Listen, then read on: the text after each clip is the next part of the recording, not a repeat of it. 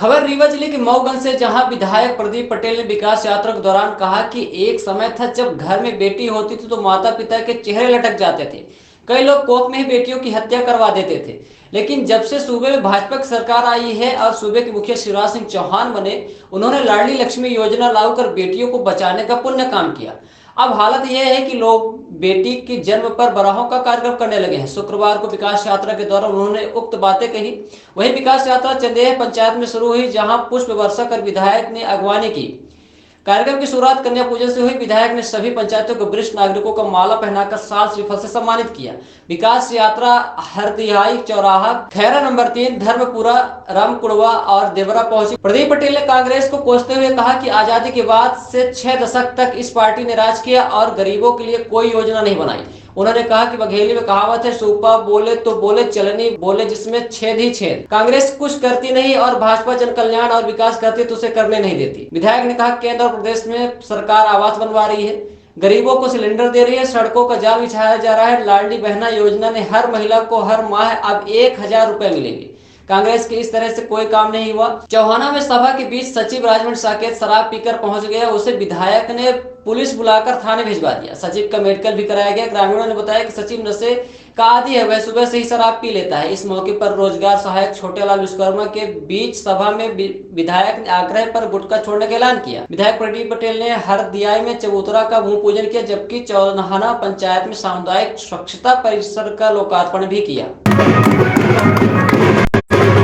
बच्चों का स्वागत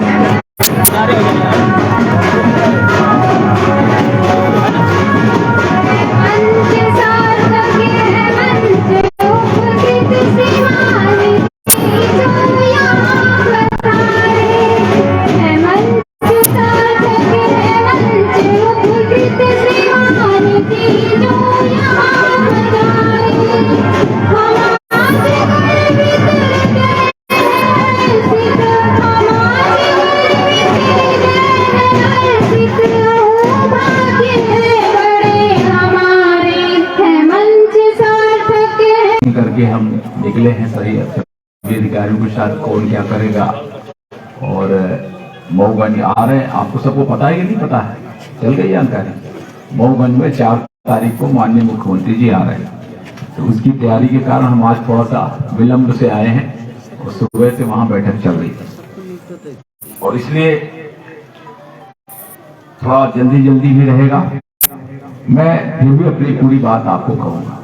यहाँ पर कुछ योजनाएं ऐसी हैं जिसके लिए हम सीधे जनता के पास संवाद करना चाहते हैं। कई बार कर्मचारी अधिकारी काम के बोझ के कारण या यूं कह लीजिए लापरवाही हो गई, सीरियस नहीं लिए, तो बहुत सारी योजनाएं लोगों को पता नहीं चल पाती। इसलिए ये तय हुआ कि रथ भोपाल से निकलेगा और एक एक गांव जाएगा। विधायक की जिम्मेवारी है और शासकीय कर्मचारी अधिकारी जनप्रतिनिधि सबकी जिम्मेवारी है इस शासन की योजना को स्वयं जाकर के गांव में बताएं और इसके लिए हम लोग निकले हैं। जैसे एक योजना बताता हूं, लॉन्च हुई है। उस योजना का नाम है भू स्वामित्व योजना, मुख्यमंत्री भू स्वामित्व योजना। ये भू स्वामित्व योजना ये योजना है कि कोई व्यक्ति सरकारी जमीन में लंबे समय से घर बना के रह रहा है, 10 साल, 15 साल, 20 साल, 25 साल, 50 साल, कई बार तो लोग 3 पीढ़ी से रह रहे हैं सरकारी जमीन में, मगर उनके पास पट्टा नहीं है। अब पट्टा नहीं है तो कागज नहीं होने के कारण वो ये बता पाना कि मैं इस गांव का निवासी हूं तो कागज दिखाओ, बड़ी दिक्कत होती है। कई बार जात प्रमाण पत्र नहीं बन पाता, कई बार अन्य सर्टिफिकेट नहीं बन पाते, इसलिए पट्टा उनको मिलना चाहिए। तो आपके इस गांव में भू स्वामित्व योजना के 50 लोग ऐसे निकले हैं इस पंचायत में, भाई सही कथा जट्ठा मिला करके 50 लोग ऐसे निकले जो सरकारी जमीन में लंबे समय से घर बना के रह रहे हैं, मगर उनका पट्टा नहीं, और इसलिए उस पट्टे को देने के लिए आवेदन की तिथि आई थी कि सब लोग आवेदन करें। आवेदन किया, बाद में पता चला कि बहुत सारे लोगों को जानकारी नहीं हो पाई, या जानकारी हुई तो कैसे फार्म भरे पता नहीं चल पाया, तो आवेदन नहीं हो पाए। इसलिए मैं आज यहाँ पर सबको बताना चाहता हूं कि आप लोग, सब लोग जो यहाँ उपस्थित हो, भी जो नहीं आए हो, भी सबको गांव में बताइए कि भू स्वामित्व योजना मुख्यमंत्री भू स्वामित्व योजना में ऐसे लोग जो सरकारी जमीन में बसे हैं लंबे समय से, उनको आबाद घोषित करके उसको पट्टा दे दिया जाए। अब बहुत लोग सोचते होंगे कि हम सरकारी जमीन मतलब स्कूल में कब्जा किए हैं तो पट्टा मिल जाएगा, तालाब में कब्जा किए तो पट्टा मिल जाएगा, गौशाला में कब्जा किए तो पट्टा मिल जाएगा। तो जो सरकारी प्रायोजन की जमीन है उसको छोड़कर, ठीक है, तो ये सबको गांव में बताना, सरकारी प्रयोजन की जमीन छोड़ करके अन्य शासकीय भूमि में कोई बसा है तो उसको पहले आबादी घोषित करेंगे और फिर उसके बाद पट्टा दे देंगे। ये नियम है, इसलिए उसका लाभ आप लोग लें। दूसरा है, बहुत सारे लोग ऐसे हैं जिनके लड़के बच्चे बड़े हो गए, शादी हो गई, अब उनको लगता है माता पिता के जहाँ रहते हैं वो घर छोटा पड़ रहा है, हमारा भी घर बस जाए। अब बस गया ही है, शादी हो ही गई तो घर बन भी जाए, बन जाए तो खेत है छोटा मोटा, वहां बना नहीं सकते घर, जहां सरकारी जमीन वहां भी नहीं है तो हम बनाए कहां?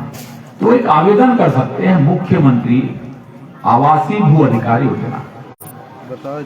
इस योजना का नाम है कि वो लोग जिनको प्लाट चाहिए और वो आवेदन करते हैं, अगर वो पात्र हैं तो उनको प्लाट मिल जाएगा।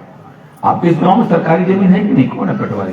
सरकारी जमीन है इस पूरी पंचायत में, तीनों गांव में सरकारी नहीं है, बाकी दोनों जगह है ना। तो जो जत्था वाला भी अगर चाहता है तो आप उसी जगह प्लाट मिल जाएगा, तो ये पट्टा देना। और दूसरा एक काम और कर लेना, कितनी भी शासकीय जमीन है, मुख्यमंत्री जी ने एक अभियान चलाया। कौन सा अभियान? सरकारी जमीन में भू माफियाओं से खाली कराना है, मालूम भी नहीं मालूम? तो उसके लिए भी अभी तक 23,000 हेक्टेयर जमीन अब तक खाली हो चुकी है, जिन्होंने कब्जा करके रखा था। 10-10 एकड़, 25-25 एकड़ शहर की जमीन थी, कीमती जमीन है, सब खाली करके रखे थे। मैंने उन्होंने सोचा सरकार के हम बलशाली है तो हमारे, ऐसा नहीं है। सरकार की जमीन सरकारी की है, सरकारी जमीन सरकार की है, फिर नहीं है तो सरकार जिसको देगी उसकी। कल को कुछ गांव ऐसे हैं जहां पर कोई बिल्डिंग बनाना हो, कुछ बनाना, जमीनें नहीं, इसलिए भू माफियाओं से जमीन को खाली कराना है, ये भी आपस में जोड़ना, ठीक है। तो जितनी भी यहाँ पर सरकारी जमीन है वो गरीबों को वितरित करना है, आवेदन लेके पात्रता जांच करके उसको वितरित करना है। दूसरा, भू माफियाओं से जमीन खाली कराना है। अगर कोई कब्जा नहीं किया तो ठीक है, अगर कब्जा किए हैं तो उसको खाली करें, ठीक है। घर बनाने के लिए पार्ट दे रही नहीं, 20 एकड़ मैंने कब्जा कर लिया, वो आप चेक करके देख लीजिए और रिकॉर्ड लीजिए भोपाल में, इसका अलग से पोर्टल खुला हुआ, उसमें एंट्री करिए कि हमारे यहाँ पर इतनी जमीन और खाली हो चुकी है। तो सरकारी जमीन को भू माफियाओं से खाली कराना वो भी लक्ष्य है। और ये सब चीजें बताने के लिए हम गांव में निकले। कुछ लोग सोचते हैं कि भाई वो बड़ा आदमी कब्जा कर लिया, लड़ाई हो जाएगी, विवाद हो जाएगा। अरे भैया, हम विवाद से मतलब है, अपन तो गरीब के लिए, हम जनता के लिए हैं, और इसके लिए नहीं है कि किसी से विवाद न करना चाहते हैं न विवाद लेना चाहते हैं। प्रेम से बता रहे हैं, अगर ऐसा कुछ है तो उनको आप देख लें। दूसरा है कि हमारे यहाँ, आपके यहाँ पर ये भू अधिकार योजना के तहत 63 लोगों को अभी तक पात्रता के कागज आए। तो मैं तो माननीय तहसीलदार साहब से बोल रहा हूँ कि 63 लोगों के पट्टे बना करके आप भू अधिकार योजना के तहत इनको वितरित करा दीजिए। जिस दिन मुख्यमंत्री जी ये पट्टों के लिए वितरण करें तो ये 63 लोगों का पट्टा हमारे हाथ से वितरित करा दीजिए, कैसे भी करा दीजिए। और ये जो 50 लोग भू स्वामित्व योजना में जो सरकारी जमीन में रह रहे हैं, मैं आज ये घोषणा करता हूँ उनको भी सबको पट्टे उनके बना दीजिए। जिस दिन मुख्यमंत्री जी ने उनको बांट दीजिए। तो 50 पट्टे ये और 63 वो, यानी लगभग 113 पट्टे आप बना करके इनको दे दीजिए। अब इनके जो भी छोटी मोटी कमी है उसको ठीक करके और इनको सबको पट्टे बांटना है। चलिए, दूसरा है कि अभी आपके यहाँ पर किसान सम्मान निधि के 349 लोग हैं इस पंचायत में। 349 किसान परिवार ऐसे हैं जिनको साल भर में 10-10 हजार रुपया मिल रहा है प्रतिवर्ष। इसके पहले आज तक कभी ये नहीं हुआ कि किसान करने वाले को थोड़ा सा सम्मान मिल जाए। तो किसानी वो महत्वपूर्ण चीज है कि कोई बहुत बड़ा उद्योगपति है तो खाएगा क्या? रुपया खाएगा क्या? बिल्डिंग खाएगा तो दाने। कोई बहुत बड़ा अधिकारी अफसर है तो खाएगा क्या?